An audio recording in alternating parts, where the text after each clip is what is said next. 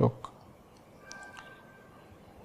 सम दुख सुख पूर्ण आशा नैराश्ययो समः सम जीवित मृत्यु सन्नेवमेव लयम व्रज।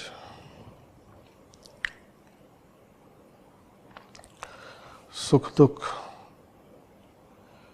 एक समान है ऐसा जानो, आशा निराशा एक समान है और जीवन मृत्यु एक समान है। पूर्ण हो तुम,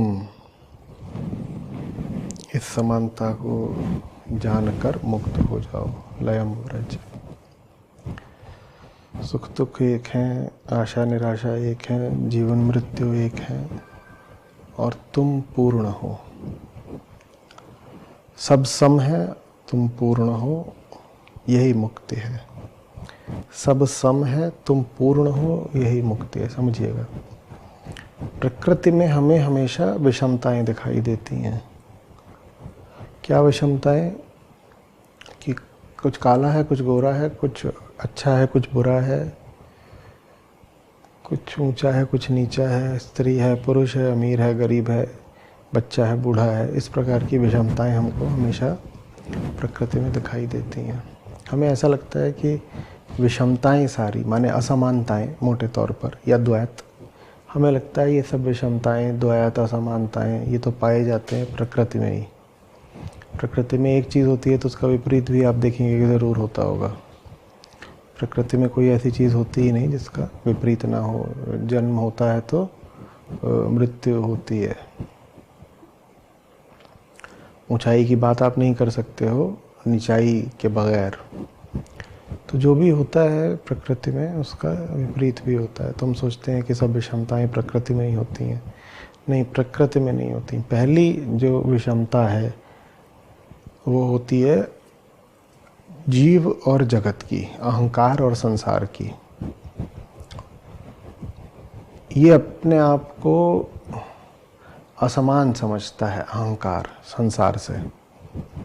अहंकार अपने आप को संसार से असमान समझता है। असमान माने मैं उससे भिन्न हूँ, मैं उससे पृथक हूँ, मैं अलग हूँ, दुनिया मुझसे अलग है। तो ये मूल विषमता है कि अहम और संसार, विश्व, जगत, जैसे भी आप बोलना चाहिए, दुनिया, ये दोनों भिन्न हैं। जब ये दोनों भिन्न लगते हैं तो अहंकार कहता है कि मुझ में कुछ ऐसा है जो उधर सामने नहीं है, संसार के पास। कहीं संसार आकर मुझसे वो छीन न ले। और संसार के पास कुछ ऐसा है जो मेरे पास नहीं है। तो मुझे अगर अपने आप को भरना है, पूर्ण करना है, तो मुझे संसार से वो वस्तु ले लेनी चाहिए। तो संसार का और अहंकार का रिश्ता हमेशा खींचातान का रहता है, छीन झपट चलती रहती है। इसी को हिंसा कहते हैं। अहंकार ही हिंसा है, अहंकार ही हिंसा है। तो ये पहली विषमता है। ये पहली विषमता है कि संसार अहंकार से भिन्न है। और ये विषमता प्रतीत किसको होती है? प्रतीत करने वाला तो अहंकार ही है। सारे अनुभव अहंकार को ही होते हैं। संसार का सारा अनुभव अहंकार को है। संसार है ऐसा अहंकार ही बार बार बोलता रहता है। तो ये पहली विषमता है। अब संसार जो है मुझसे कुछ अलग तरह का है, ऐसा अहंकार ने कह दिया। अब उसके बाद दूसरी विषमता आती है। वो विषमता क्या होती है कि कुछ वहाँ पर ऐसा है जो मेरे लिए अच्छा है, कुछ वहाँ ऐसा है जो मेरे लिए बुरा है। वहाँ पे कुछ ठंडा है, कुछ गर्म है। पहली बात तो मैं और संसार भिन्न है, तो उससे क्या होगा? उससे होगा कि मैं अब संसार की ओर देखूंगा कि इससे कुछ पालूं या इससे कुछ बचा लूं अपना। तो मैंने संसार की ओर देखा, वहाँ मैंने देखा कि वहाँ कुछ ठंडा है, कुछ गर्म है। तो फिर एक मुझे पसंद आ जाता है, एक नापसंद आ जाता है। ये प्रिय और अप्रिय का संबंध बन जाता है फिर अहंकार और संसार का। तो ये दूसरे तरह की विषमता हो गई कि संसार मुझसे भिन्न है, तो वहाँ कुछ मेरे पाने की चीज़ है और कुछ मुझसे वहाँ से बचाना है। ये दूसरे तरह की विषमता हो गई। ये जो सब विषमताएं हैं, माने समता के विपरीत, यहाँ अष्टावक्र मुनि समता की बात कर रहे हैं ना, तो इससे लिए हमें विषमता की बात करनी है। जो सब हमें विषमताएं यहाँ दिखाई दे रही हैं, इसमें जो मूल विषमता है वो यही है कि अहंकार है। अहंकार है और उसने इर्द गिर्द अपने एक संसार रच रखा है जो उससे उसके पृथक है। और अहंकार है और संसार उससे भिन्न है, तो माने अहंकार अपूर्ण है। पूर्ण से भिन्न तो कुछ हो नहीं सकता, पूर्ण के अतिरिक्त ही कुछ नहीं हो सकता, तो पूर्ण से भिन्न कैसे कुछ होगा। तो अहंकार अपूर्ण है, इसीलिए अहंकार से भिन्न कुछ है, उसको संसार बोलते हैं। ये मूल विषमता है और यही मूल अज्ञान है, यही मूल दुख है। इसी को हटाने के लिए अष्टावक्र मुनि कह रहे हैं तुम पूर्ण हो। जब तुम पूर्ण हो तो संसार से तुमको क्या मिल जाएगा? तुम पूर्ण हो। जब तुम पूर्ण हो तो संसार न तुम्हारे लिए कुछ प्रिय है, न कुछ अप्रिय है, न कुछ पाने का है, न गंवाने का है। संसार में फिर कुछ ऐसा है ही नहीं जिससे तुम्हें सुख हो सकता है, तुम्हें दुख हो सकता है। तुम अपने आप में पूर्ण हो। तो समता और पूर्णता फिर हमेशा साथ साथ चलेंगे, और असमता और अपूर्णता ये दोनों भी साथ साथ चलेंगे। माने अहंकार, असमता, अपूर्णता ये साथ साथ चलते हैं। अहंकार का अर्थ ही है एक आंतरिक अपूर्णता का भाव, एक मैं भाव जो अपने आप को कुंठित पाता है, कुंठित, अधूरा, अपूर्ण, और इसीलिए पूर्ण होने को भयातुर। भय भी है उसको, आतुरता भी है। और यही जो झूठा मैं भाव है, इस पर अष्टावक्र मुनि चोट कर रहे हैं। वो कह रहे हैं तुम अपूर्ण हो ही नहीं, तुम अपूर्ण हो ही नहीं। जब तुम अपूर्ण हो ही नहीं तो सब तुम्हारे लिए एक समान होगे, क्योंकि तुम्हें कुछ फिर चाहिए नहीं। जिसको कुछ नहीं चाहिए उसके लिए सब एक समान हो गया।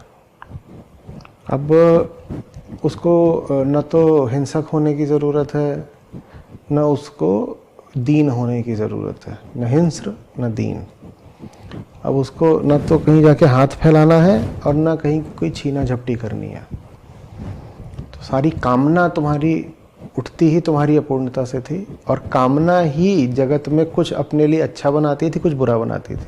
तुम्हें कुछ ना चाहिए हो तो बताओ बाज़ार में क्या अच्छा है और क्या बुरा है? आप बाज़ार गए हो, आपको ख़रीदारी करनी ही नहीं है, अब बताओ बाज़ार में क्या अच्छा है, क्या बुरा है, क्या सस्ता है, क्या महंगा है? कुछ भी नहीं, सब एक समान हो गया, क्योंकि आपको कुछ चाहिए ही नहीं। चाह गई चिंता मिटी, मनवा बेपरवाह, जिनको कुछ ना चाहिए वो शाहन के शाह। ये समता है। मुझे इस बाज़ार से कुछ खरीदना ही नहीं है, मेरे लिए सब एक बराबर हो गया। हाँ, और चीज़ें आती रहती हैं, बाज़ार के लोग आते रहते हैं।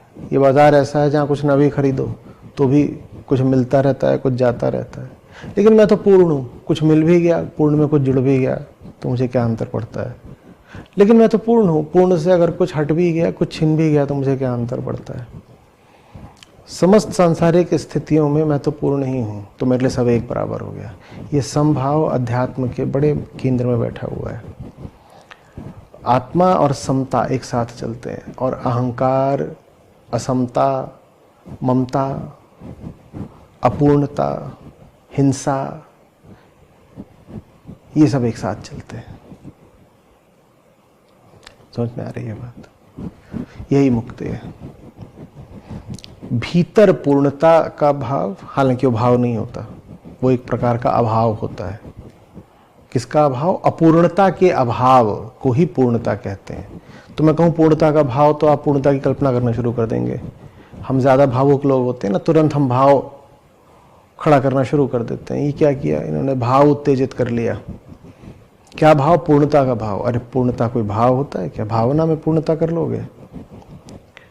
तो अपूर्णता का अभाव, अपूर्णता का अभाव ही पूर्णता है।